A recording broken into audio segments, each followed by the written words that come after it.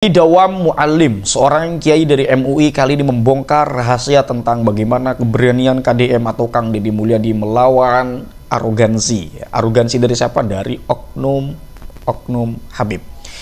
Di sini kita akan membahas, atau saya akan membahas tentang bagaimana hal-hal disampaikan oleh Kiai Dawam Al-Mu'alim. Tetapi seperti biasa setelah saya tampilkan videonya, akan saya reaction, akan saya review dari atau tentang hal-hal yang beliau sampaikan ya. Kita saksikan dulu teman-teman. Silakan.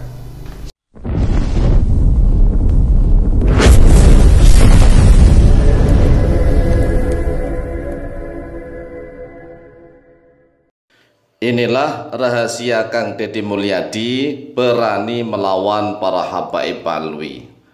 Tak disangka-sangka, ternyata Kang Deddy Mulyadi memiliki kedekatan khusus dengan almarhum Gus Dur, Kiai Haji Abdurrahman Wahid alias Gus Dur.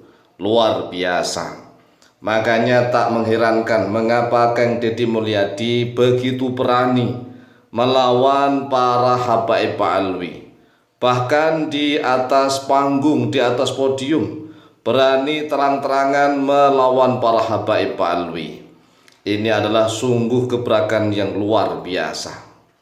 Karena diam-diam Kang Deddy Mulyadi memiliki kedekatan khusus dengan Gus Dur, yang mana Gus Dur itu sangat menentang para habaib, terutama Habib Rizik dan FPI.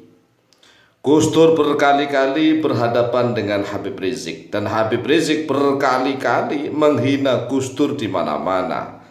Kemudian para anggota FPI seenaknya menghina Gus Dur, melecehkan Gus Dur di mana-mana. Oleh sebab itulah kami sangat mendukung Kang Deddy Mulyadi untuk tetap terus melawan arogansi para habaib Alwi.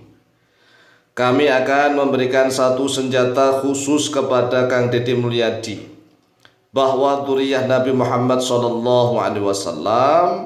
pada tahun 1400 Hijriah semestinya minimal generasi yang ke-56.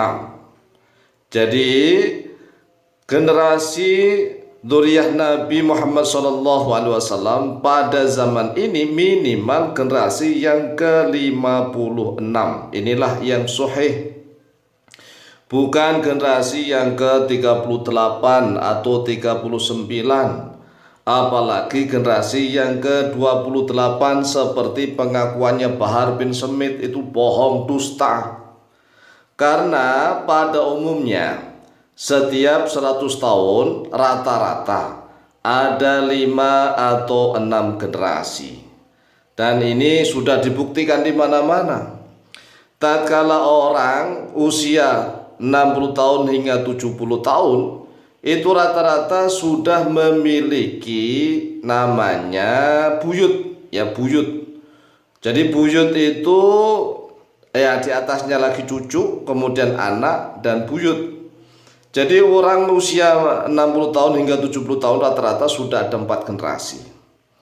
Jadi orang usia kurang lebih 60 sampai 70 tahun biasanya sudah ada 4 generasi. Nah, genap 100 tahun rata-rata ini biasanya sudah ada 5 atau 6 generasi. Ini rata-rata. Nah, kalau dengan hitungan bahwa kalau setiap 100 tahun ada rata-rata 5 atau 6 generasi, maka cara berhitungannya tatkala tahun 1400 Hijriah, 1400 Hijriah dibagi 100. Nah, 100-nya dari mana? Lah kan kita menggunakan hitungan bahwa setiap 100 tahun. Maka 1400 dibagi 100. Itu ada 14. Nah, 14 itu kita kalikan 5.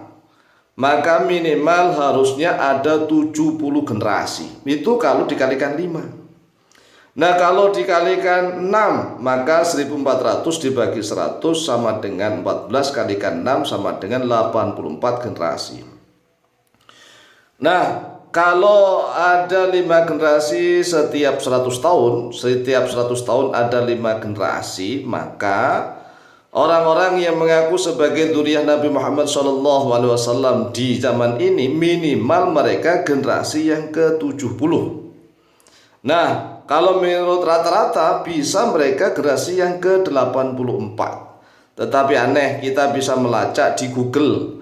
Lacak sajalah nasab Habib Rizik atau silsilah nasab Habib Rizik, itu belum sampai ke generasi 40, belum sampai generasi yang ke-40.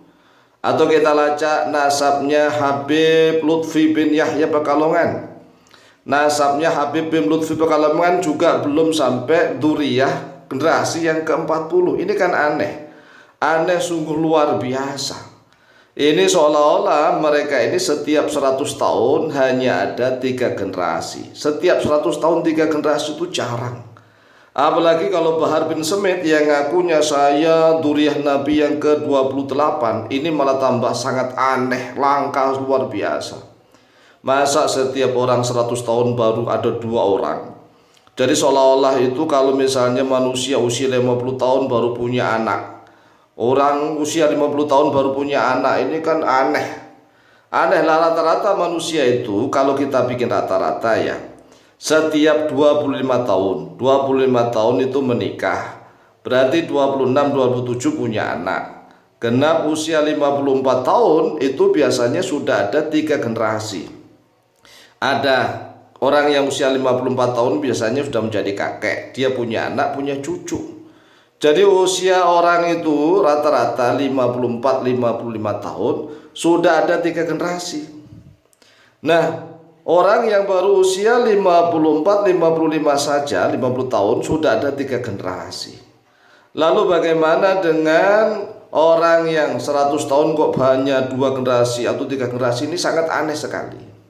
Ya, apalagi orang zaman dahulu itu menikahnya biasanya usia 19 tahun atau usia 20 tahun sudah menikah. Nah, kalau Kanjeng Nabi Muhammad SAW menikah usia 25 tahun. Rasulullah menikah usia 25 tahun saja, itu generasi yang ke-6 yaitu Ja'far As-Shadiq. Ja'far As-Shadiq itu lahir pada tahun 80 Hijriah. Jadi pada tahun 80 Hijriah sudah ada generasi ke-6 ya. Coba kita nasabkan nasabnya Sayyid Ja'far As-Shadiq. Ja'far As-Shadiq itu bin Muhammad Al-Baqir, bin Ali Zainal Abidin, bin Al-Husain, bin Fatimah Az-Zahra, bin Nabi Muhammad SAW atau binti Nabi Muhammad SAW. Nah, sekarang kita balik nih dari atas. Generasi pertama adalah Nabi Muhammad SAW, generasi kedua adalah Sayyidah Fatimah Az-Zahra, generasi ketiga adalah Sayyidina Al-Husain, generasi yang keempat adalah Sayyidina Ali Zainal Abidin, generasi kelima adalah Sayyidina Muhammad Al-Baqir, dan generasi keenam adalah Sayyidina Ja'far As-Shadiq. Lah, ini Ja'far As-Shadiq lahir pada tahun 80 Hijriah. Itu beliaunya menjadi generasi yang ke-6. Lalu bagaimana dengan orang-orang yang saat ini mengaku sebagai dzurriyyah Nabi Muhammad SAW, tapi generasi ke-40 saja belum? Ini sudah menunjukkan kebohongan dan kedustaan yang besar luar biasa. Demikian, semoga manfaat dan barokah, lebih dan kurangnya mohon maaf. Wallahu ta'ala a'lamu bishawab. Oke, itu dia teman-teman hal-hal yang disampaikan oleh Ki Dawam Al-Mu'allim ya. Jadi pertama, saya ulang ya. Yang ingin saya tanggapi adalah ketika Ki Dawam Al-Mu'allim ini menganggap ada arogansi yang dilakukan oleh oknum-oknum Habib. Yang saya pahami mungkin ketika dulu ada Rizik Syihab soal patung di Purwakarta ya, itu juga soal tuh dengan Kang Deddy Mulyadi itu ramai dulu ya. Atau sebelum pemilu kemarin, sebelum pilkada kemarin ya, sebelum pilgub kemarin, bagaimana Bahar bin Smith ini berkata tentang Kang Deddy Mulyadi dan disebut nama Kang Deddy Mulyadi secara verbal, Deddy lagi kurang lebih begitu. Nah, mungkin itu diinterpretasi oleh Ki Dawam Al-Mu'allim sebagai sesuatu yang arogan. Dan kalau kita mau tarik rekam jejaknya lebih dahulu lagi, Rizik Syihab ini juga punya konflik dulu dengan almarhum Gus Dur. Maka tadi yang dikaitkan adalah Kang Deddy dengan Gus Dur, bahwa mungkin ada kedekatan secara pribadi antara KDM Kang Deddy Mulyadi dengan almarhum Gus Dur. Jadi begitu teman-teman. Ini saya meluruskan secara teknis dulu dari apa-apa yang beliau sampaikan atau dari Kiai Dawam Al-Mu'alim sampaikan tadi. Tapi kalau kita mau bicara keberanian tidak keberanian, ya Kang Deddy Mulyadi ini selama ini ya bagus lah ya. Kalau saya amati itu mudah-mudahan istiqomah, konsisten, dan amanah. Jadi apa yang beliau lakukan itu benar-benar sebagai pengabdian untuk masyarakat. Khususnya dalam hal ini ketika beliau membongkar kemarin Hibik Fantasi dan ada jembatan gantung yang kemudian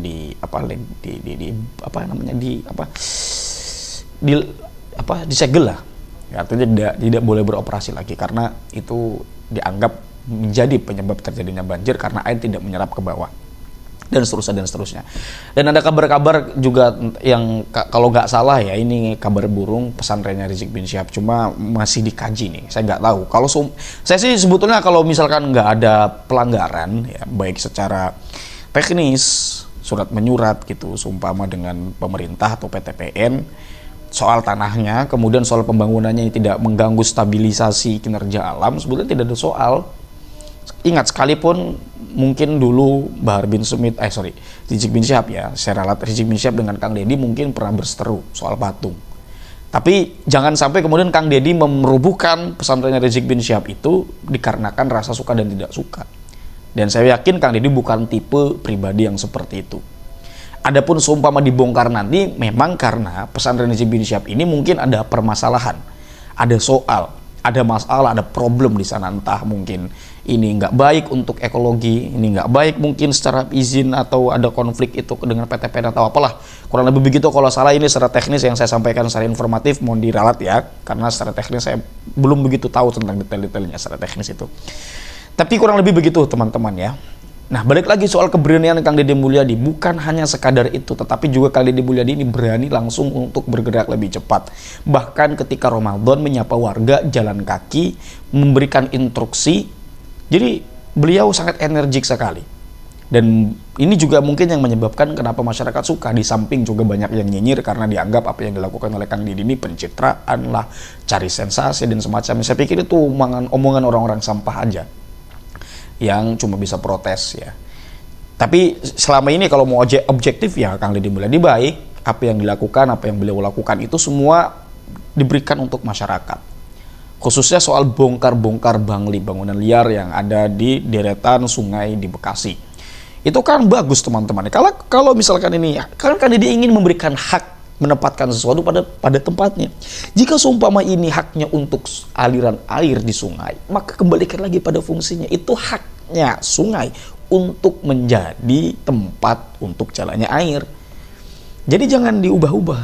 Nah, ketika diubah-ubah maka ya terjadi banjir, itu akibatnya. Maka bongkar, kata Kang Deddy. Masyarakat ini gimana ya? Ya itulah, jadi kompleks kalau kita mau berbicara tentang bagaimana Kang Deddy Mulyadi ini. Tapi soal yang bisa kita ambil dari bagaimana keberanian Kang Deddy selama ini bagus. Kang Deddy luar biasa lah, dan kita doakan mudah-mudahan beliau diberikan kesehatan dan juga kita semua diberikan kesehatan, keselamatan, kesejahteraan, kemenangan. Fid dini wa dunya wa ma ba'daha. Diberikan rezeki yang banyak, diberikan rezeki yang limpah oleh Allah Subhanahu wa taala, dan kita juga diberikan atau dipilih sebagai hamba-hamba yang expert, hamba-hamba yang semangat beribadah, yang mencintai Allah, mencintai hambanya Allah yang lain. Selain diri kita juga adalah hamba dari Allah Subhanahu wa taala, Allah Jalla Jalaluh. Jadi begitu teman-teman ya. Jadi marilah kita sadar secara intelektual, sadar secara spiritual. Ini penting bagi masyarakat, penting bagi pemerintah untuk sama-sama memiliki kesadaran secara kolektif, agar supaya menciptakan peradaban di mana peradaban itu di dalamnya terdapat kesejahteraan. Ini kan yang dicita-citakan oleh kita semua. Maka itu intelektualitasnya, spiritualitasnya harus bisa kemudian ini menjadi sesuatu yang menyadarkan gitu. Ya, barangkali itu teman-teman, kurang lebihnya saya mohon maaf. Hadanallahu wa iyyakum ajma'in wallahu huwal muwaffiq ila aqwamit thoriqin. Wassalamualaikum warahmatullahi wabarakatuh.